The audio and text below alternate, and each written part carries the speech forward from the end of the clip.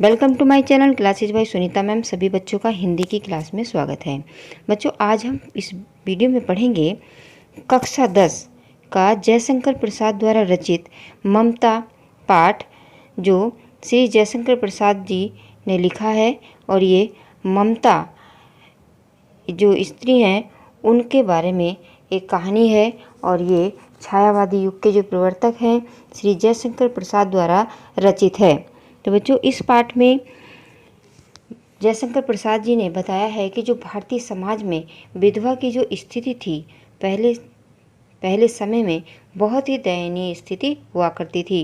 तो ये जो ममता हैं ये भी एक विधवा हैं, और इस कहानी के माध्यम से श्री जयशंकर प्रसाद जी ने ममता के मन के अंदर चल रहे द्वंद्व के बारे में बताया है, और किस तरह से वे ममता अपने जीवन को जी रही हैं, किस तरह से उन्होंने अपना जीवन संघर्ष झेला, इस सब के बारे में इस कहानी में दर्शाया गया है। तो बच्चों, जानते हैं ममता कहानी के बारे में। ये जो ममता हैं वो रोहतास दुर्ग के प्रकोष्ठ में बैठी हुई हैं। मतलब जो ममता हैं वो एक जो रोहतास दुर्ग है, प्रकोष्ठ माने होता है बच्चों खिड़की, जो ये ममता रोहतास दुर्ग के प्रकोष्ठ में बैठी हुई हैं। यहाँ पर रोहतास दुर्ग के प्रकोष्ठ में बैठी हुई ममता श्रोण के तीक्ष्ण प्रभाव को देख रही हैं। यानी जो ममता है वो जो रोहतास दुर्ग है उसकी प्रकोष्ठ माने होता है खिड़की, खिड़की में बैठी हुई और सामने ही सोन नदी बह रही है और उसके प्रभाव को देख रही हैं। ममता विधवा थी। जो ममता थी वो विधवा थी। उसका यौवन श्रोण के समान ही उमड़ रहा था। यानी उनका जो यौवन था वो श्रोण यानी सोन नदी के समान ही उमड़ रहा था। जिस तरह से सोन नदी में लहरें उठ रही थी, उसी तरह से ममता के मन में भी जो लहरें हैं वो आ जा रही थी। मन में वेदना, ममता के मन में वेदना थी, पीड़ा थी, मस्तिष्क में आंधी, और जो मस्तिष्क था उसमें भी विचारों की आंधी थी। आँखों में पानी और की बरसात लिए वह सुख के कंटक सहन में विकल थीं। यहाँ पर ममता के बारे में बताया है कि जो ममता है उनके मन में वेदना है, मस्तिष्क में आंधी है और आँखों में दुख के जो है आंसू हैं, और वह सुख के कंटक सहन में विकल थीं। जो कंटक सहन होता है यानी कांटों का बिस्तर, वैसे तो सुख के कंटक सहन में विकल थी इसलिए कहा गया है क्योंकि उन पर किसी भी सुख सुविधा की उनके पास कोई भी कमी नहीं थी।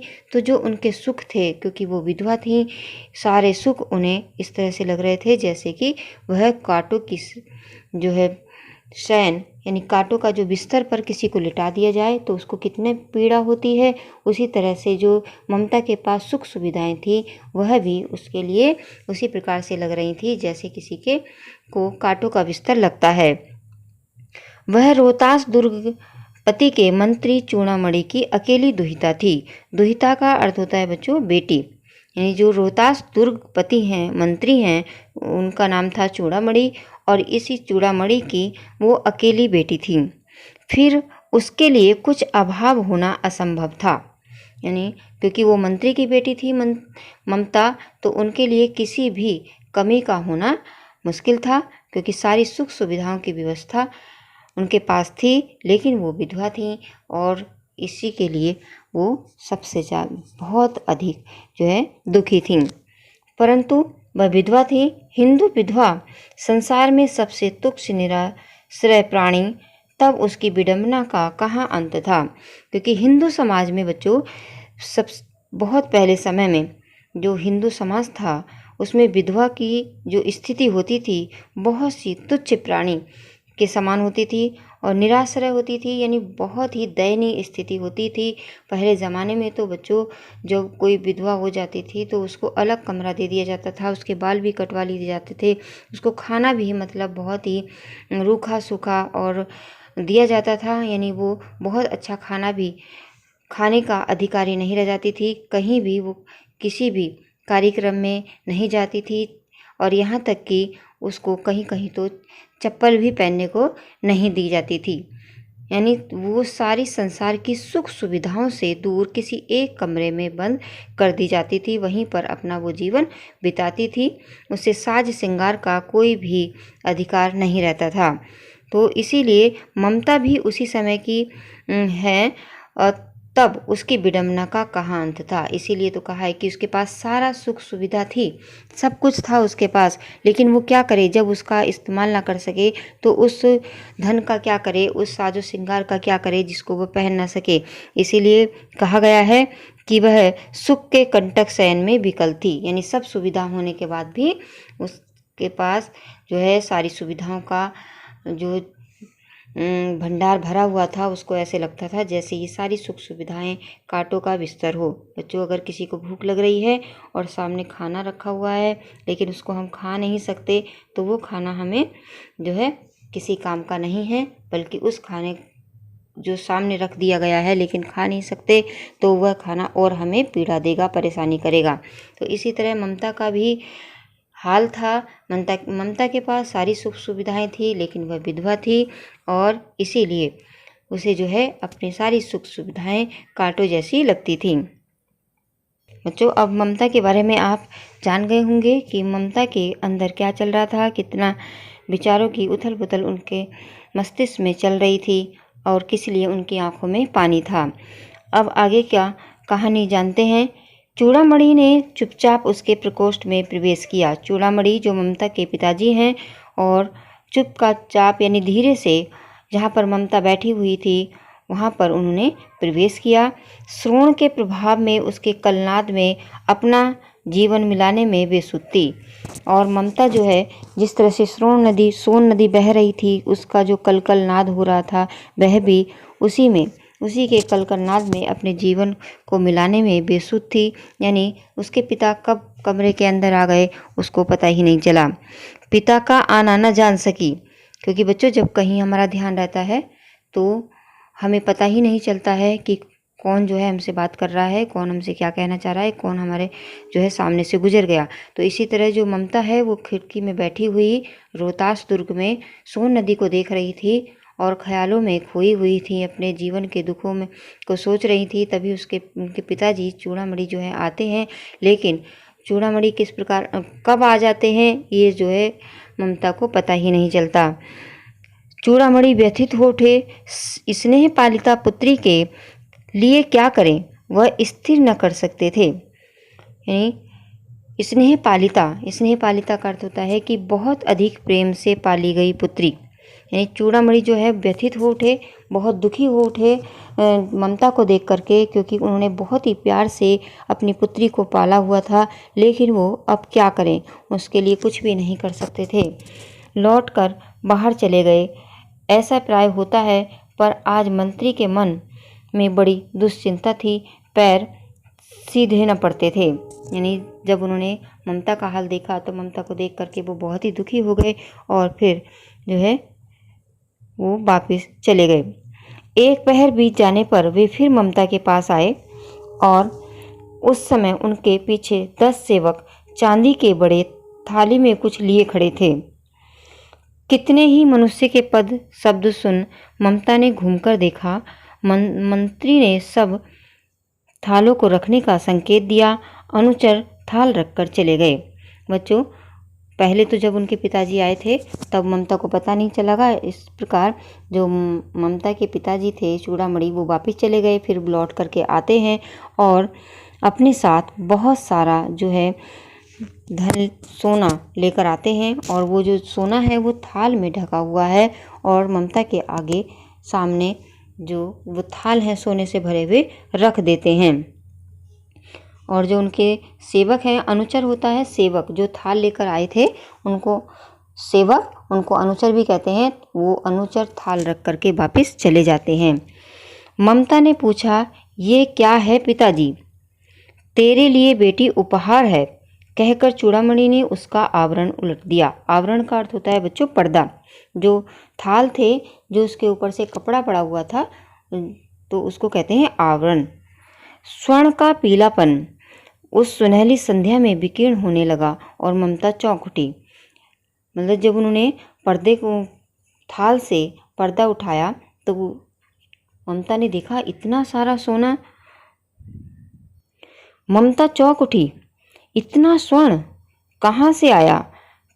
चुप रहो ममता, ये तुम्हारे लिए है। तो क्या आपने मिलेक्स का उत्केश स्वीकार कर लिया? पिताजी, ये अनर्थ है, अर्थ नहीं।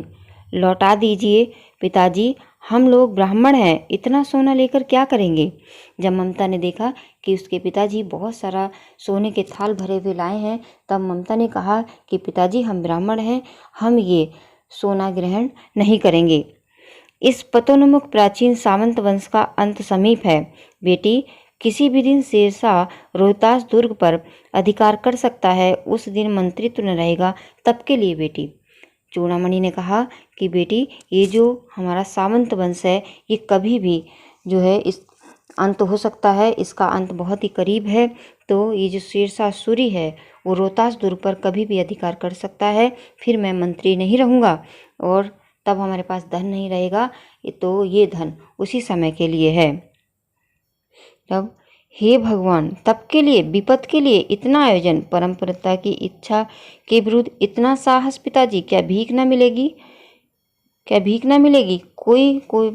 क्या कोई हिंदू भूपृष्ठ पर न बचा रह जाएगा जो ब्राह्मण को दो मुट्ठी अन्न दे दे? ये असंभव है। फेर दीजिए पिताजी, मैं काँप रही हूँ, इसकी चमक आंखों को अंधा बना रही है। इस प्रकार जब उसके पिताजी ने कहा कि ये जो है हमारा सामंत वंश एक न एक दिन समाप्त हो जाएगा, इसका अंत करीब है, शेरशाह जो है कभी भी अधिकार कर सकता है और तब मैं मंत्री नहीं रहूँगा, तब के लिए ये सोना लेकर के आया हूँ। तब ममता कहती है कि हे भगवान, तब के लिए, विपद के लिए, यानी विपत्ति के लिए पहले ही आपने आयोजन कर लिया है कि इतना सारा सोना हम विपत्ति में ये हमारे काम आएगा। उन्होंने कहा, ममता कहती है कि आपने परम पिता की इच्छा के विरुद्ध इतना साहस, कि आपने ईश्वर की इच्छा के विरुद्ध ये साहस किया है पिताजी।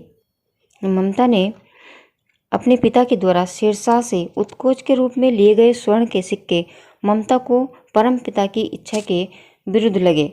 उन्होंने कहा कि आपने पिताजी जो सोने के आभूषण हैं, जो आभूषण से भरा हुआ थाल लिया है, ये आपने विपत्ति के लिए इतने धन का संग्रह क्यों कर रहे हो? क्योंकि भगवान की इच्छा के विरुद्ध आपने ये इतना बड़ा दुस्साहस कैसे किया? ममता ने कहा कि इन सबको वापस कर दीजिए। इसकी जो चमक है, जो सोने की चमक है, ये मेरी आंखों को अंधा कर रही है, मैं इससे कांप रही हूँ, आप इसको लौटा दीजिए। मूर्ख है, कहकर चूड़ामणि चले गए। दूसरे दिन जब डोलियों का ताता भीतर आ रहा था तो ब्राह्मण मंत्री चूड़ामणि का हृदय धक धक करने लगा। वह अपने को रोक न सका। उसने जाकर रोहतास दुर्ग के तोरण पर डोलियों का आवरण खुलवाना चाहा। पठानों ने कहा, यह महिलाओं का अपमान है। बच्चों, जब दूसरा दिन होता है तब बहुत सारी जो डोलियाँ होती हैं, वो डोलियाँ अंदर आ रही होती हैं। तो जो मंत्री हैं चूड़ामणि, उनका हृदय धक धक करने लगा कि पता नहीं इन डोलियों के अंदर क्या है। तब उन्होंने जो डोलियाँ थी, उन्होंने कहा, इनका पर्दा हटाइए, मुझे देखना है कि इन डोलियों के अंदर क्या है। लेकिन जो पठान है, जो डोली लेकर आए थे, उन्होंने कहा कि हम इन डोलियों का पर्दा आवरण नहीं हटाएंगे, क्योंकि इसमें हमारी महिलाएं हैं और हमें महिलाओं का जो है, ये महिलाओं का अपमान है। और बच्चों, दोनों में बहस हुई। बात इतनी बढ़ गई कि तलवारें खिंची, ब्राह्मण वहीं मारा गया और राजा रानी और कोप सभी छली शहर जो शेरशाह के हाथ पड़े निकल गई और ममता भी वहां से निकल गई। डोली में भरे हुए पठान सैनिक दुर्ग भर में फैल गए, पर ममता न मिली।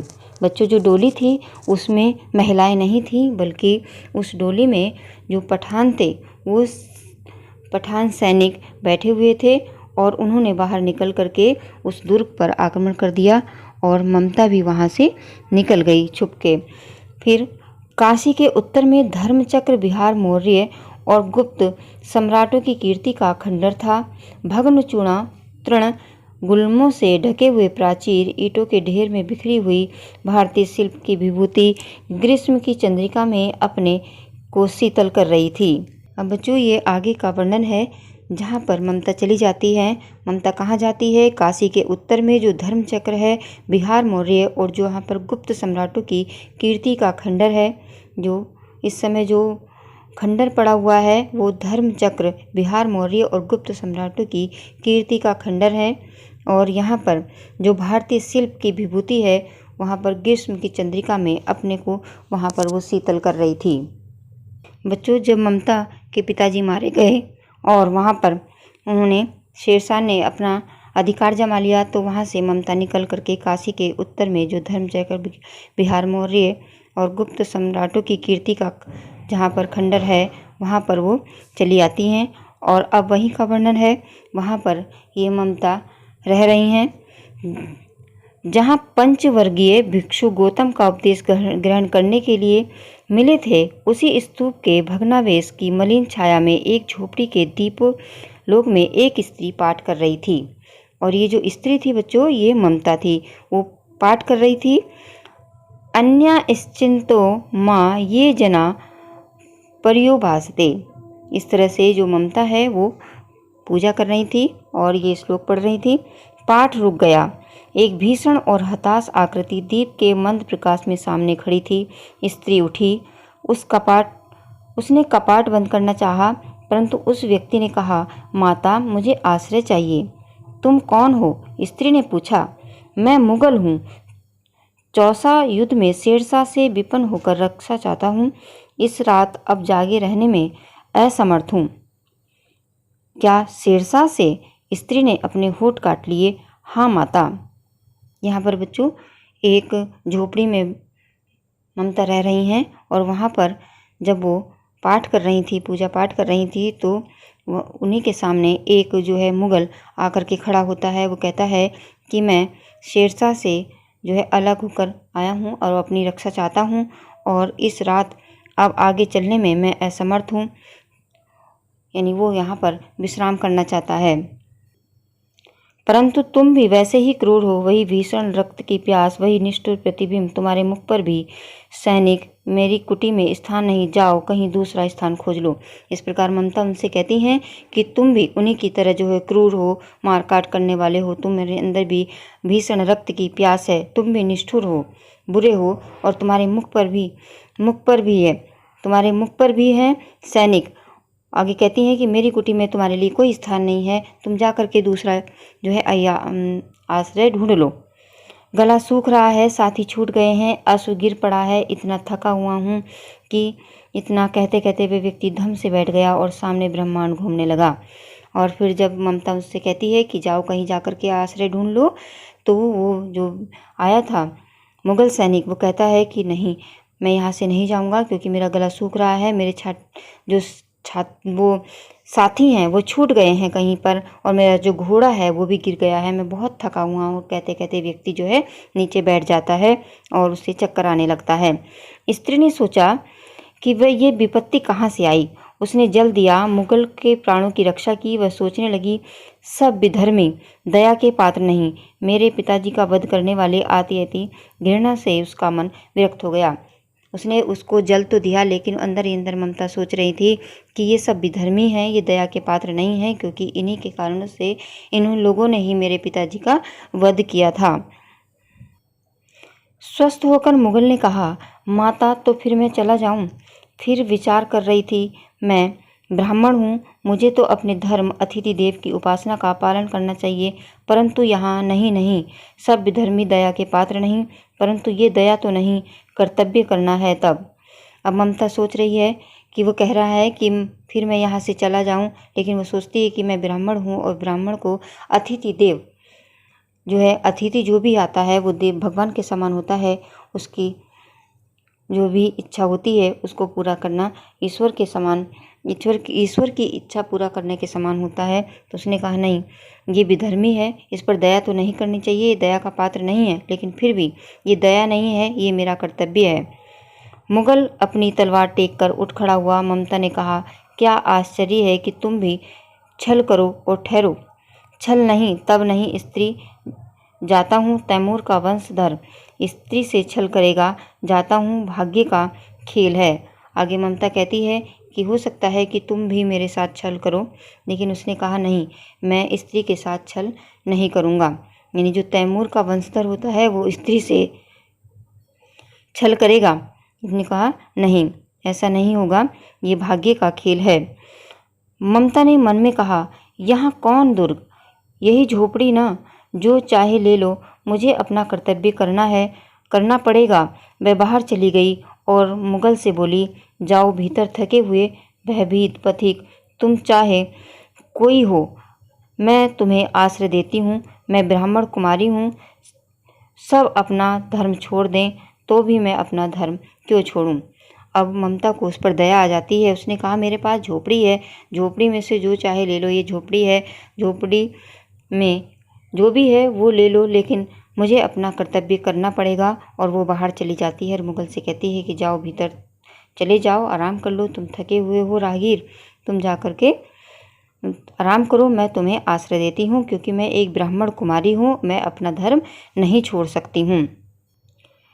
मुगल ने चंद्रमा के मंद प्रकाश में वह महिमा में मुखमंडल देखा। उसने मन ही मन नमस्कार किया। ममता पास ही टूटी हुई दीवार में चली गई। भीतर थके पथिक ने झोपड़ी में विश्राम किया। पथिक कहते हैं बच्चों राहगीर। तो यहीं पर जो है ममता ने उनको आश्रय दिया और जो थका हुआ राहगीर था मुगल सैनिक, उसने उसी झोपड़ी में आराम किया। प्रभात कहते हैं सवेरा होने पर खंडर की संधि से ममता ने देखा सैकड़ों अश्वारोही उस प्रांत में घूम रहे हैं। वह अपनी मूर्खता पर अपने को कोसने लगी। लेकिन जब वो सुबह उठती है बच्चों तो देखती है कि बाहर जो है कि ये तो सैकड़ों घोड़ों पर सवार बहुत सारे सैनिक घूम रहे हैं। उसने सोचा कि कहीं मैंने मूर्खता का काम तो नहीं किया, ये कोई मुगल सैनिक है जिसको मैंने आश्रय दे दिया। अब उस झोपड़ी से निकलकर उस पथिक ने कहा, मिर्जा मैं यहाँ हूँ। शब्द सुनते ही प्रसन्नता की चीत्कार ध्वनि से वह प्रांत गूंज उठा। ममता अधिक भयभीत हुई। पथिक ने कहा, वह स्त्री कहाँ है, उसे खोज निकालो। ममता छिपने के लिए अधिक सचेत हुई और वह मृगदाब में चली गई। दिन भर उसे न मिली। संध्या में जब उन लोगों के जाने का उपक्रम हुआ तो ममता ने सुना पथिक घोड़े पर सवार होते हुए कह रहा था कि मिर्जा, उस स्त्री को मैं कुछ दे न सका, उसका घर बनवा देना, क्योंकि मैंने विपत्ति में यहाँ विश्राम पाया था, वह स्थान भूलना मत। और इसके बाद वो चले गए। इस प्रकार ममता ने देखा कि सब लोग जो है वो ममता को भी ढूंढ रहे थे और इस प्रकार ममता जो है वहाँ से चली गई। लेकिन जब शाम को लौटी तो उसने सुना कि जो यहाँ पर रुका था राहगीर मुगल सैनिक, वो कह रहा था कि यहाँ पर एक जो है महल बनवा देना, क्योंकि और उस पर लिखवा देना कि मैंने यहाँ पर एक दिन विश्राम किया। क्योंकि वह कह रहा था कि मैं उस स्त्री को कुछ देना चाहता था, क्योंकि उसने मुझे सहारा दिया, मुझे इस झोपड़ी में रहने दिया। मैं उसको कुछ देना चाहता था लेकिन मैं कुछ दे ना सका, तो इसलिए उन्होंने कहा कि मैं उसका घर बनवा देना चाहता हूँ, क्योंकि मैंने विपत्ति में यहाँ विश्राम पाया है और ये स्थान कभी मत भूलना। और इस प्रकार कह करके वे वहाँ से चले जाते हैं। इस प्रकार बच्चों ये घटना को बहुत समय हो जाता है। चौसा के मुगल पठान युद्ध को बहुत दिन बीत गए। ममता अब 70 वर्ष की वृद्धा है। अब जो ममता थी वो 70 वर्ष की जो है वृद्धा हो गई है, बूढ़ी हो गई हैं। वह अपनी झोपड़ी में एक दिन पड़ी थी। शीतकाल का प्रभाव था, यानी जाड़े का दिन था। उसकी जीर्ण कंकाल खांसी से गूंज रहा था। जो उनका कमज़ोर शरीर था और उन्हें खांसी भी हो रही थी। ममता की सेवा के लिए गांव की 2-3 स्त्रियां उसे घिर कर बैठी हुई थी, क्योंकि वह आजीवन सबके सुख दुख की सहभागिनी रही। और जो उनके साथी महिलाएं थी वो उसको घेरे बैठी थी, क्योंकि वह भी अपने जीवन काल में सभी लोगों के साथ सुख दुख में साथ देती थी।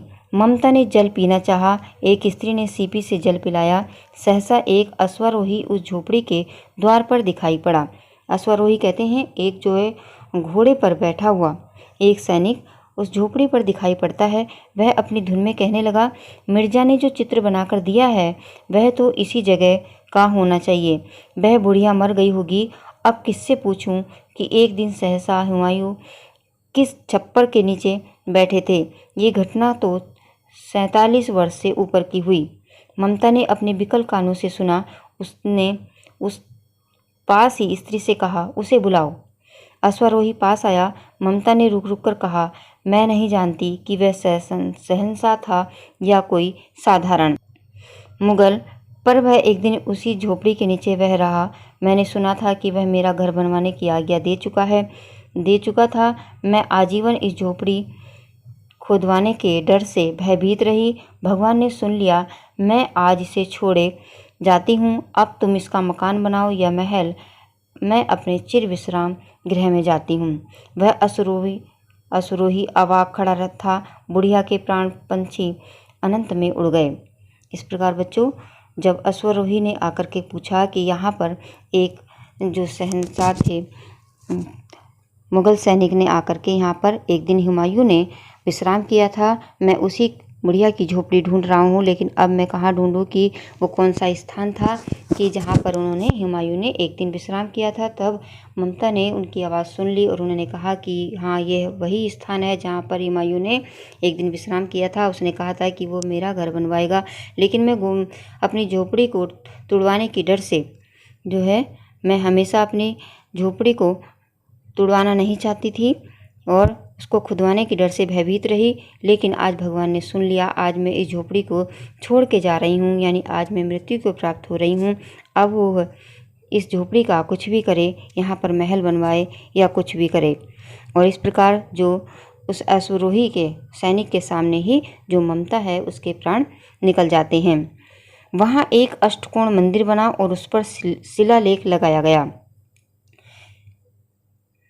बच्चों, ममता तो मर गई और उसके बाद वहाँ पर एक अष्टकोण मंदिर बना और उस पर एक शिलालेख लगवाया गया, जिस पर लिखा हुआ था, सातों देश के नरेश हुमायूं ने एक दिन यहाँ विश्राम किया और उसके पुत्र अकबर ने उसकी स्मृति में यह गगनचुंबी मंदिर बनवाया, पर उसमें ममता का कहीं नाम नहीं। यहाँ पर बच्चों कहानी का अंत होता है कि वो झोपड़ी तोड़ करके मंदिर बनवाया गया और उस पर सिर्फ ये लिखा गया कि यहाँ पर सातों देश के नरेश हुमायूं ने एक दिन यहाँ विश्राम किया और उसके पुत्र अकबर ने उसकी स्मृति में ये गगनचुंबी मंदिर बनवाया। लेकिन ये झोपड़ी किसकी थी, इसका कहीं भी कोई नाम जिक्र नहीं था, यानी उस मंदिर पर उसमें ममता का कहीं भी नाम नहीं था। तो बच्चों, आज इस वीडियो में हमने ममता कहानी को समझा। मुझे आशा है कि आपको ये ममता कहानी अच्छी तरह से समझ में आ गई होगी। अगर आ गई है तो वीडियो को लाइक करिए और जिन बच्चों ने चैनल को सब्सक्राइब नहीं किया है अभी तक, वो चैनल को सब्सक्राइब कर लें। यानी जब वीडियो चल रही है तो अगर सब्सक्राइब का बटन लाल है तो उसको दबा दीजिए और साथ में जो घंटी है उसको भी प्रेस करिए, ताकि अगली वीडियो का नोटिफिकेशन आपके पास जल्दी से पहुँच जाए। और वीडियो को देखने के बाद अपने मित्रों के साथ शेयर करना बिल्कुल भी ना भूलें, ताकि सभी बच्चों को इस वीडियो का लाभ मिले। धन्यवाद।